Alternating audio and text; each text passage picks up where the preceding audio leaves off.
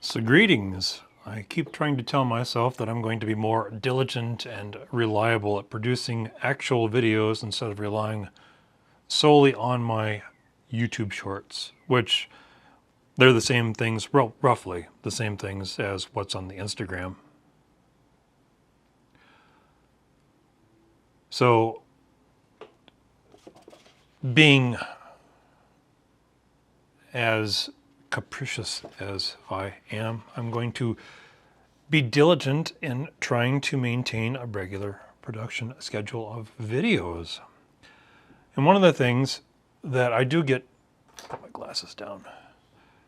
One of the things that I do get asked on either platform is how I do certain things. And it seems kind of, well, it's presumptuous on my part because I'm not a professional. I worked nearly 23 years in retail.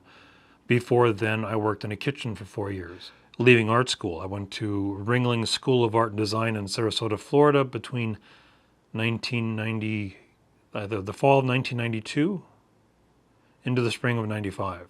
And I didn't even finish. I didn't get a degree. College just wasn't my grind. As close as I came, I probably should have just endured the hardships, but it is what it is, and navel gazing will only get you a shorter lifespan. Regret is a pretty nasty thing. So anyway, apart from that, so one of the things that has always challenged me with, and this goes into the idea of explaining, so this isn't going to be a tutorial. This is just how I do things. By explaining how I do something as a tutorial, it's a presumption that I'm some kind of professional who knows what I'm doing. More often than not, what I've accomplished here is usually out of experimentation and trial and error. I'm not a professional by any means. I'm not going to presume to be a professional. I'm not going to pretend. And social media does seem to be all about pretense. Creating an image, an aura of something that maybe you are, maybe you're not.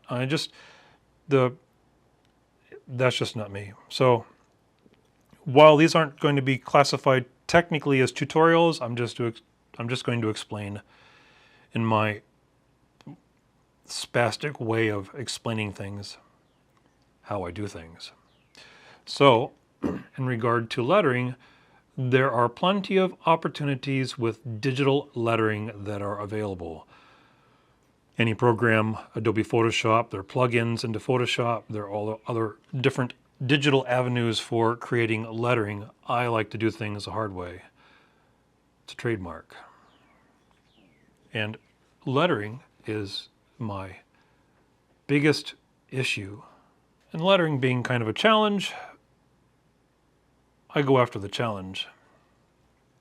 And one of my favorite things that I like to try is white lettering. Like this in here. But how do you do that? For the longest time, I used white ink, and I'd never been satisfied with the white ink. And I think it was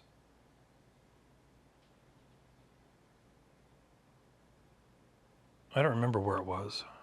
Somewhere online, someone mentioned something about liquid mask, and I looked it up. And liquid mask, let's see, like this stuff. And this stuff. It's used in watercolor for special effects. That just never dawned on me. You go 3 years of art school, and you have all these tools available to you. You go into art school for illustration, and you have all these tools available to you. Obviously, it just never occurred to me to make the connection. So in regard to using liquid mask on your paper for lettering, what do you use? Well, I don't think I have it available. There it is. So I've been using this little nib here, and I like it. It works, but I can't find any replacements anywhere. I've looked online. Maybe I'm just really bad at Googling things, but I haven't been able to find a replacement. So if this pen gets damaged and I become overly reliant on it, then it's kind of pointless. So I was trying to think of what else to do. And it suddenly dawned on me, why not fountain pens? Why not?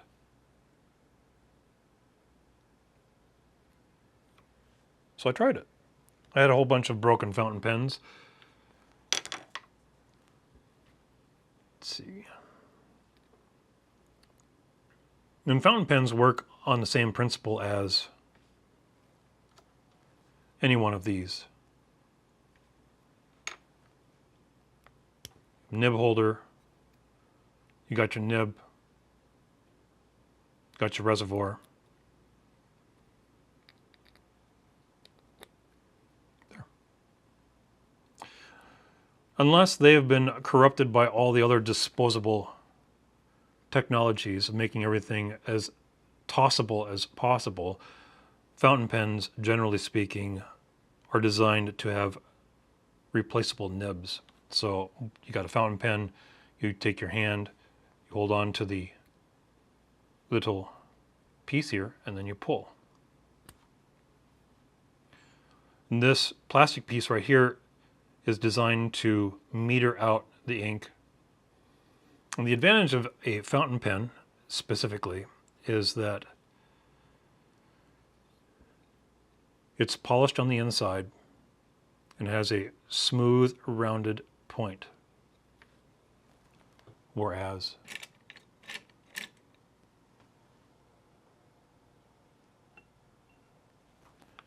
any one of these, the point is sharper. So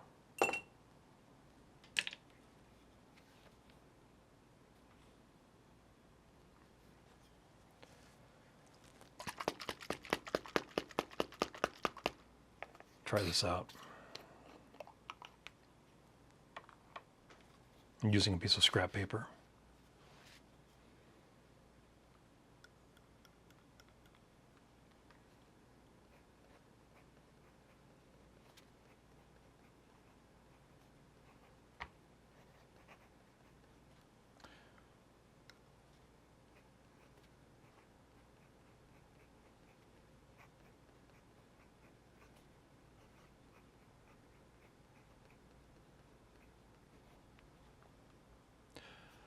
One of the things to keep in mind with this is you don't want to load it up too much because of the surface area on the backside of the nib and the fact that it's polished. It will shed ink and the liquid mask quite quickly.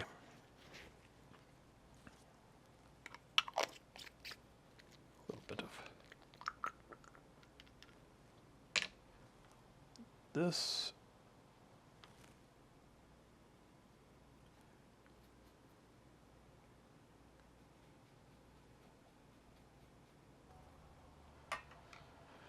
The advantage of the fountain pen is that it's designed specifically for writing. And that's what you're doing with a liquid mask for lettering as you're writing. It produces, because of the stiffness of the nib, it produces a uniform line, which is what it's designed to do.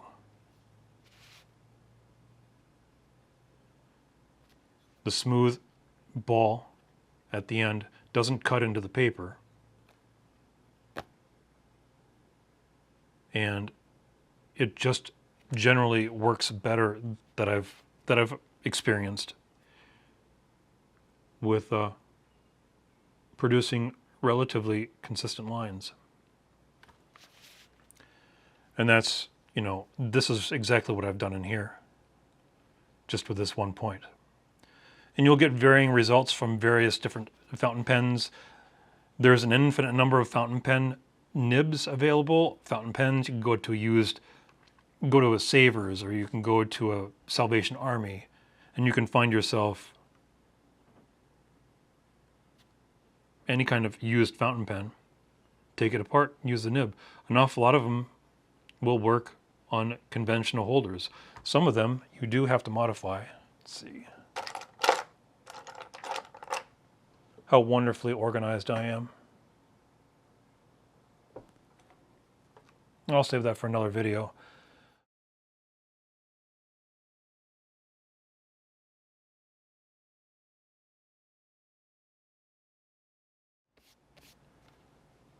Not great, not perfect, but it gives you an example of what the fountain pen is capable of doing. Let's see.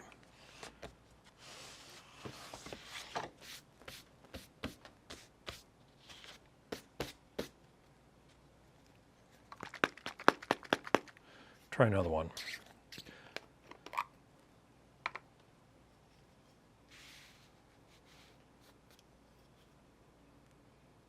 Something smaller.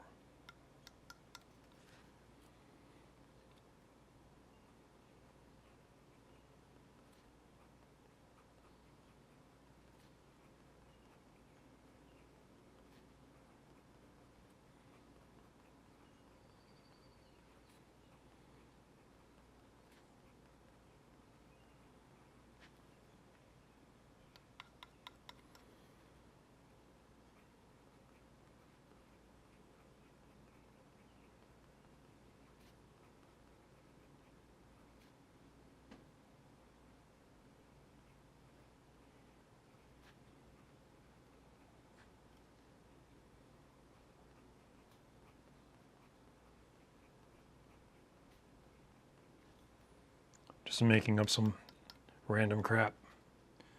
The fine face of Fred the Frog frowned furiously on Friday.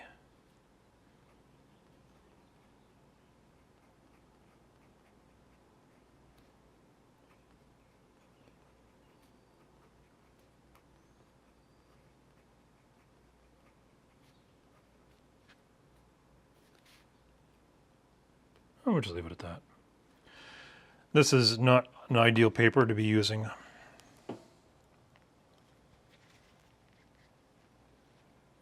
The fine face of Fred the Frog frowned furiously on Friday, finding fun in fighting.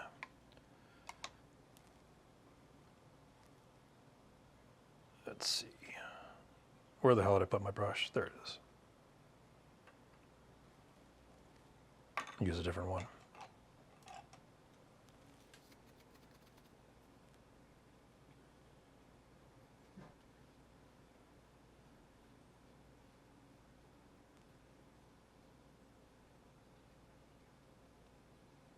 I'm probably rushing it a bit. The liquid mask does need to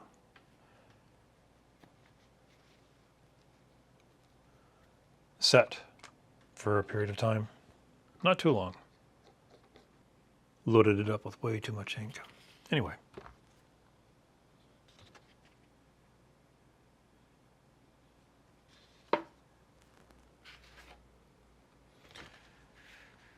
You see here, the liquid mask is used for making stars.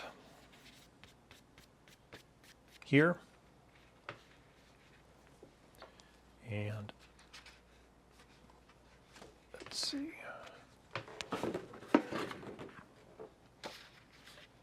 And here. Use the liquid mask to make sun stars. And that's the thing too with you can always add ink, but you can't take ink away. In here, you can fix, change, and alter by adding a little bit of ink.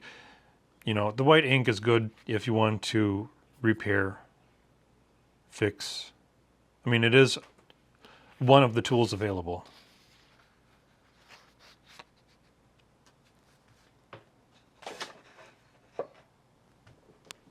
Let's see. There's this. The liquid mask was used to make these little laser beams. Little sun star here. Little bits of the hair to highlight there, and then in the stars here. Pardon me, the window is open and the neighbor is an avid woodworker.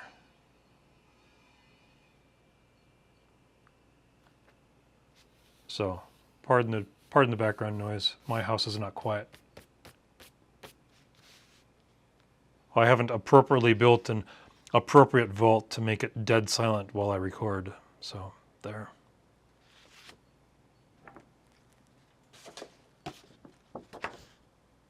Now that this is properly dried, let us reveal what Freddy the Frog was doing.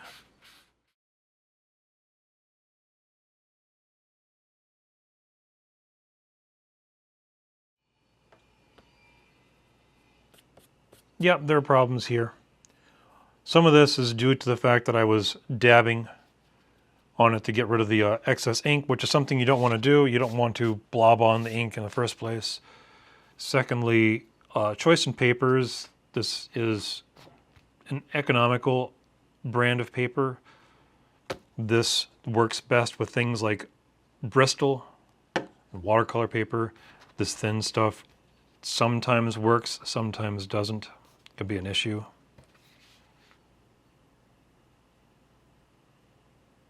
The liquid mask is supposed to set on top of the paper. It's not supposed to soak into the paper. If you find the liquid mask soaking into the paper, then when you peel away the liquid mask, it's going to peel that part of the paper away, like what you see right here.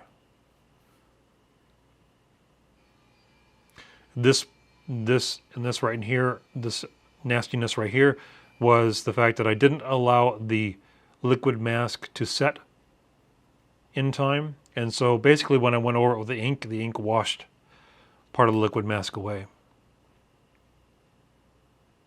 So the lesson for that is don't rush it. So anyway.